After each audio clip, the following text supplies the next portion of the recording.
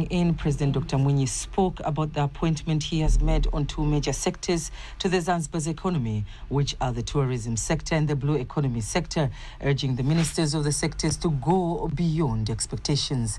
He insists the tourism sector is the #1 sector for the Zanzibar's economy, whereby it contributes about 30% of the national income, and so more emphasis should be applied. He directs the new minister responsible for the ministry to explore other tourist attractions so as the sector and does not rely only on the sea beaches. In all phases of administration, our leaders' objectives are to bring state development to the people. This improves financial status as well as social services sector. On the blue economy, he insists it is the key policy for the government, but it has not yet brought the expected results. The government will continue bringing development through improving sport field infrastructure so as to visualize talents, improve mental health, unity and solidarity, promoting tourism sector, economic growth and employment. Those who were sworn in today include Mudrik Ramadan Soraga as the Minister of Tourism and Cultural Heritage, Ali Suleiman Amir Mrembo as the Minister of State in the President's Office, and Shaban Ali Othman as the Minister of Blue Economy and Fisheries. Others are Juma Makungu Juma as the Deputy Minister of State, President's Office, Finance and Planning, and Salha Muhammad Munjuma as the Deputy Minister of the Ministry of Land and Housing Development, and Zawadi Amur Nasa to be the Deputy Minister of Water, Energy and Minerals.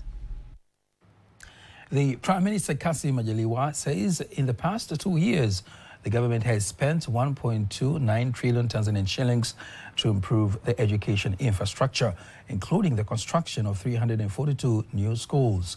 Prime Minister Majaliwa made the statements in Dodoma while giving the government's report in the parliament on the implementation of the new education policy, insisting that the move has increased enthusiasm in the education sector. Here is a report prepared by Godfrey Godre, read by Mario Mubiru.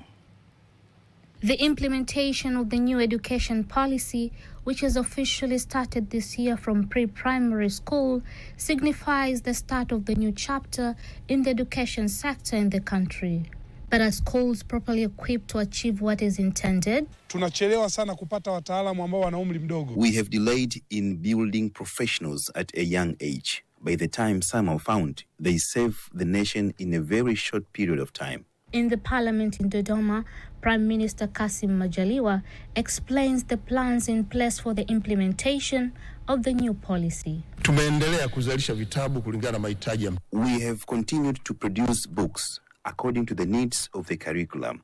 And when we started teaching with the new policy, we did not start with all classes.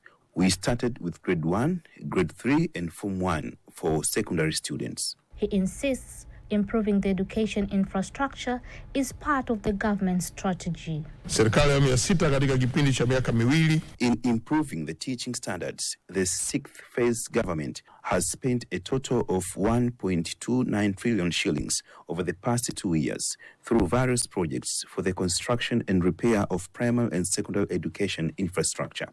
A total of 484.3 billion shillings has been provided by the government for the infrastructure of primary and secondary schools, where a total of 342 new schools has been built. 9,189 classrooms have been built. 346 teachers' houses have been built. He says enthusiasm remains high for the parents to enroll their children for pre-primary, primary, and secondary education. Furthermore, citizens have been urged to continue to enroll their children who have reached school age. And that's the report from Dodoma prepared by Paul Godre and read by Maria Mobiru. Now, move now to Dar es Salaam, where the Tanzania Agricultural Development Bank, TADB, and the Tanzania Commercial Bank, TCB, have renewed a partnership agreement which aims at guaranteeing more agricultural, livestock and fishing loans to farmers and livestock keepers. The loan arrangements target to boost agricultural production in agriculture and in turn reduce poverty and improve the lives of the farmers in Tanzania.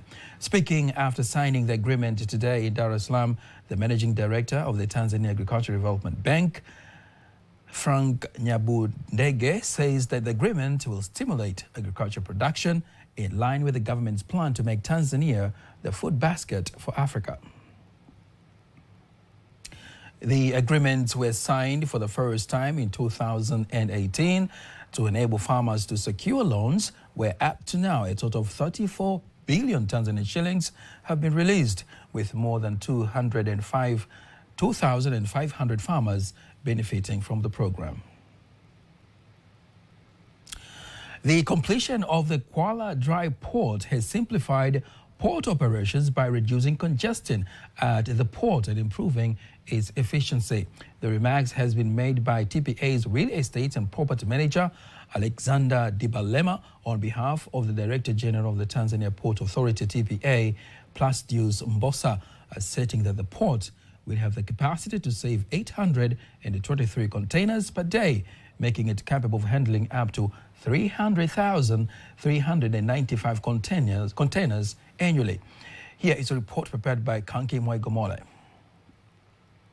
Dry port located in the Vigwaza area of Kiba District Coast region, linking neighboring countries of Burundi, Rwanda, Democratic Republic of the Congo, Malawi, Zambia and Uganda.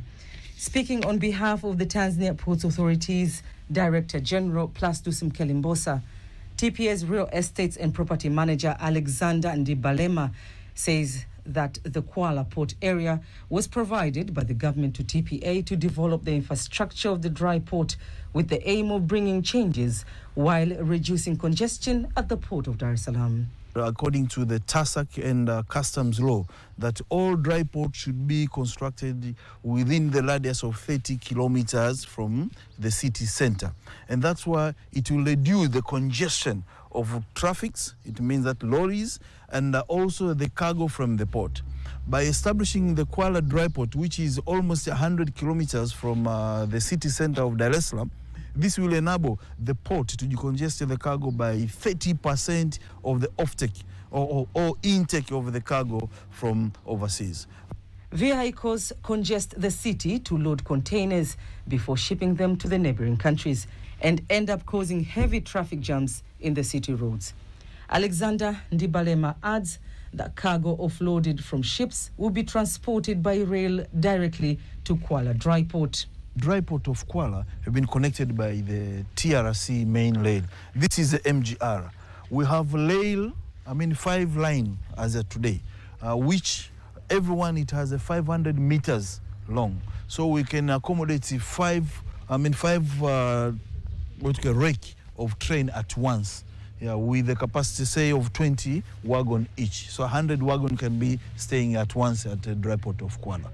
So this Kwala, as it is now, it has a capacity of stored almost 300-500 TUs at once, of which makes about 3,000 per month in operational basis, and it can reduce the airport congestion by 30% out of it.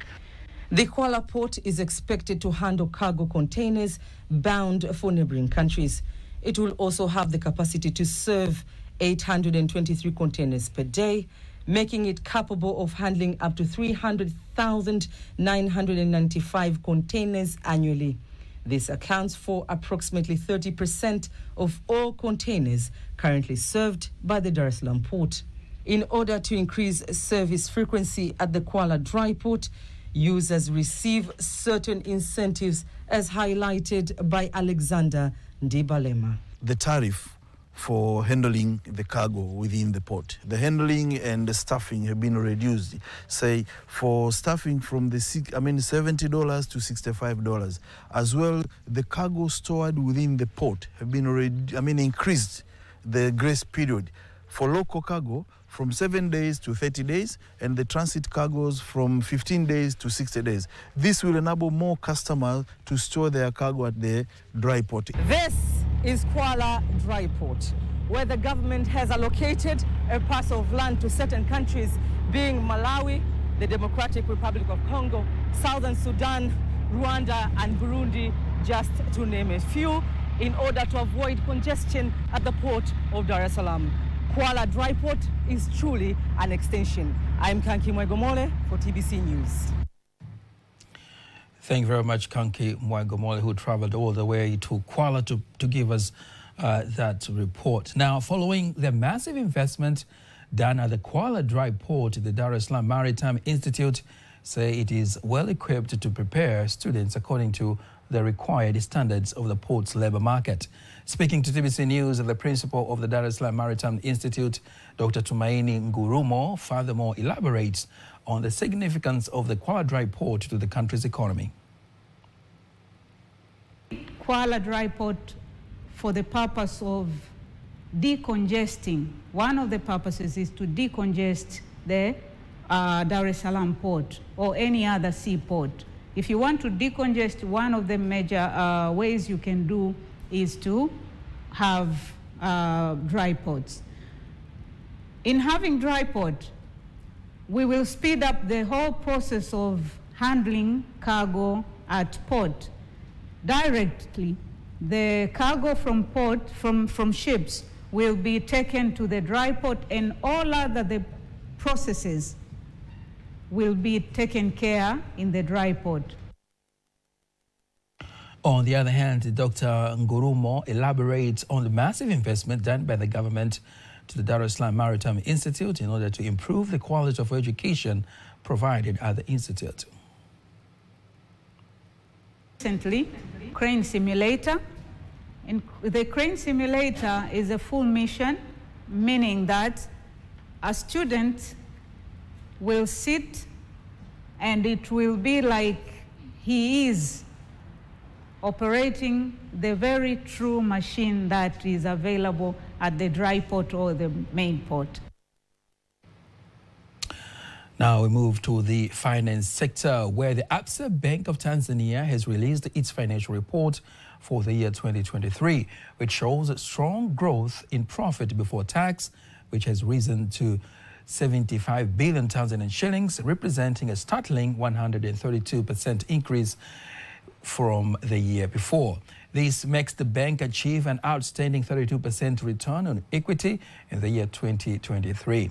Speaking Dar es Salaam Absa Bank CEO Onet Laser says overall revenue recorded an excellent annual growth of 30% on the back of 21% growth in net interest income and 41% increase in non-interest income, with costs registering a very modest increase of 3% year on year.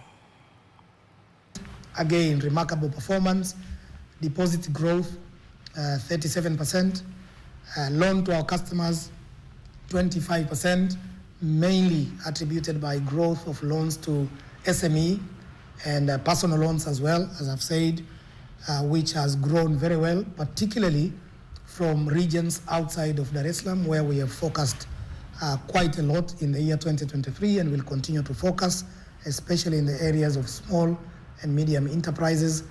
So we are very proud. Our loan portfolio book, as I've said, have grown 25%. But despite that growth, I think the most interesting and the most remarkable achievement for us is that the non-performing loans, again, for the first time ever in a number of years for Absa Tanzania, we have been able to attain that ratio at below the central bank requirement of 5%. We completed 2023 at a ratio of 4.5. Furthermore, the bank's total assets surged to 1.42 trillion, equal to 19% growth from the year prior. This is accompanied by an exceptional growth in customer deposits of 37% year on year to Tanzanian shillings 1.1 trillion, and an impressive increase in customer loans and advances of 25% from previous year, reaching 784 billion Tanzanian shillings for the first time, and the ratio of non-performing loans, NPL, reducing to 4.5%, well within the regulatory threshold. Now, before we wind up the local news, let us now take a look at today's exchange rates according to the Bank of Tanzania, BOT.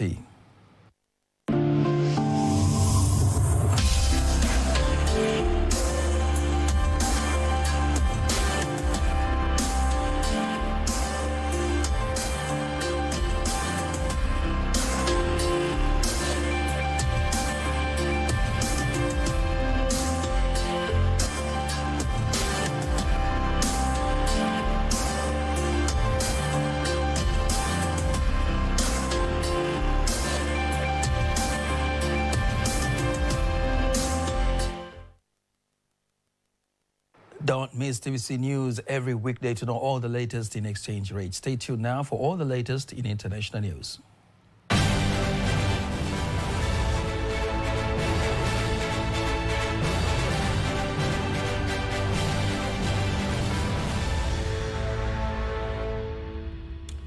And here is international news as compiled and read by Nyambona Masamba. An explosion has been reported near a ship west of Yemen port city of Hudaida. British Maritime Security UK MTO said the vessel was quickly attacked. This came after US forces said they have prevented more attacks on shipping off coast of Yemen. Several drone sites in area controlled by Houthi fighters were attacked. Ballistic missiles be prepared for launch were destroyed. U.S. also said 3 Iranian drones were shot down in the Gulf of Aden. To Europe, EU leaders have agreed on aid package for Ukraine worth of $54 billion. The announcement was made with all 24 states made in Brussels. The agreement was finally reached after Hungary vetoed the deal last year. Ukraine expects the first tranche of aid funding from European Union to be available in March. Ukrainian President Volodymyr Zelensky said the aid package will strengthen long-term economic stability in his country. Meanwhile, when EU leaders meet in Brussels, they focus on their war in Ukraine. How does the famous demonstration outside the European Parliament, police ousted fires, and protesters were approached security codes. More than 1,000 tractors blocked roads in and about the capital. The process was the latest in the weeks of outrage of farmers against raising cost of EU trade goods and cheap food pools. To East Asia. Today is the third anniversary of a coup in Myanmar. Pro-democracy groups are protesting in neighboring Thailand. Demonstrators outside UN office in Bangkok called for the end of military rule and need for public change to civilian government. Also, an anniversary, the military leadership extended the state of emergency. Myanmar's army is facing tough resistance from rebel fighters. Mandalay, an ethnic army, launched an offensive against the government 4 months ago. The Israel police were called in to clear protesters outside Argentina's Congress and politicians still debating on controversial economic reform bill. Police used pepper spray to break out hundreds of demonstrators. Trade unions called for much ticket tough economic measures announced by recently elected president. To America. The chief executive manager of social media company Facebook has testified to U.S. senators about child exploitation on their platforms. Concerns are growing that the huge popular sites are failing to protect young people. There has been big increase of number of children being treated to send exclusive photos online. And the major increase of new cases of cancer has been predicted within next 25 years. S&P 515 countries worldwide showed a majority of them fail to spend enough on cancer treatment right now. And that was international news. Sports news up next.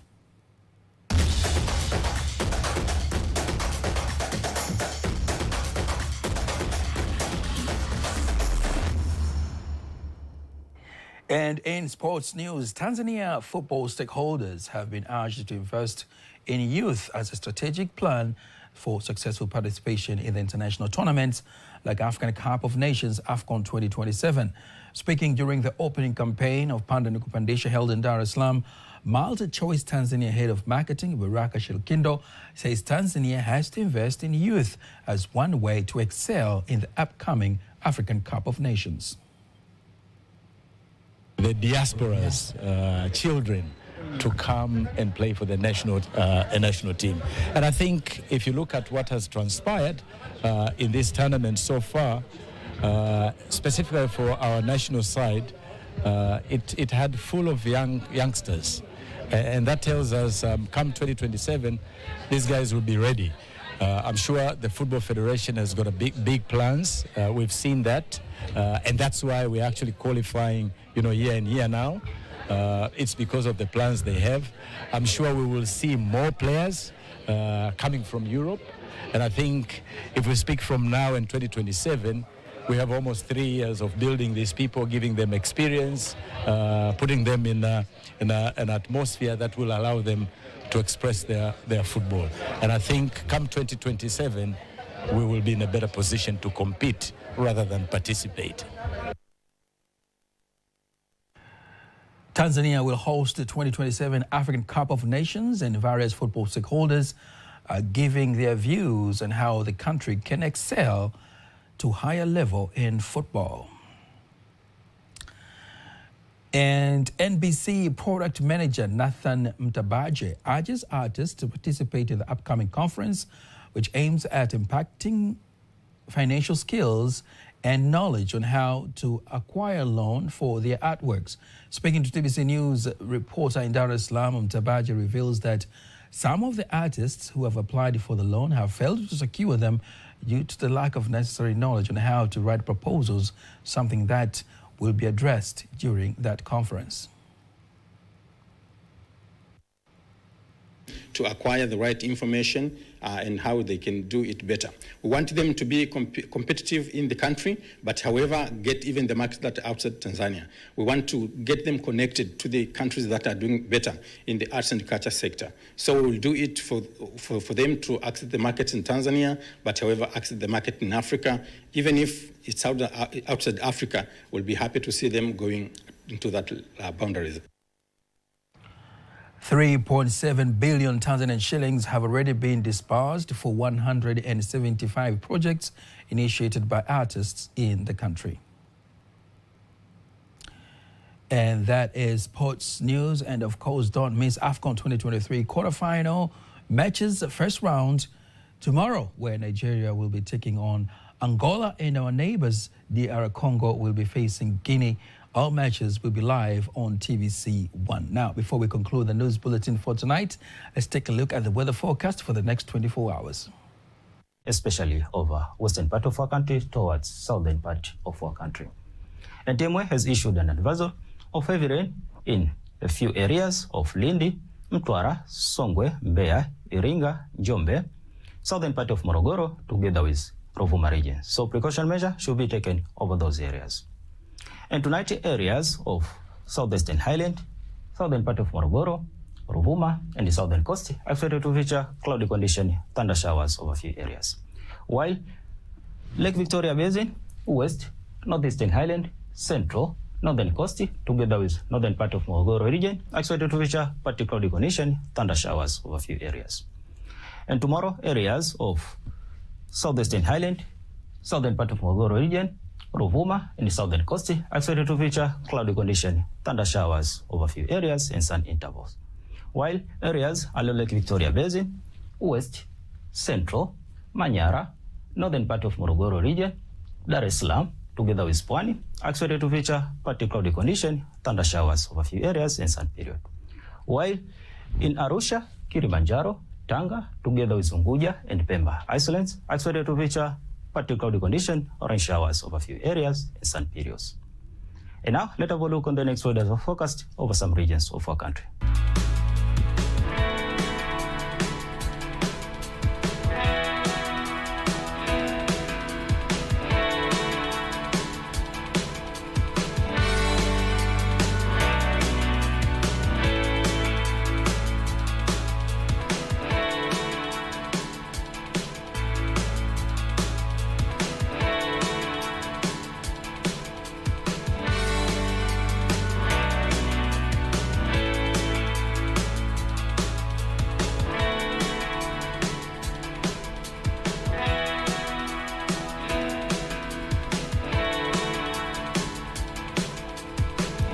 And that is all for today. Thank you for watching and goodbye. And that marks the end of the news bulletin for tonight. Don't miss our next bulletin in Kiswahili at 11 p.m. On behalf of the whole team, I am Nasa Kingo. Good night.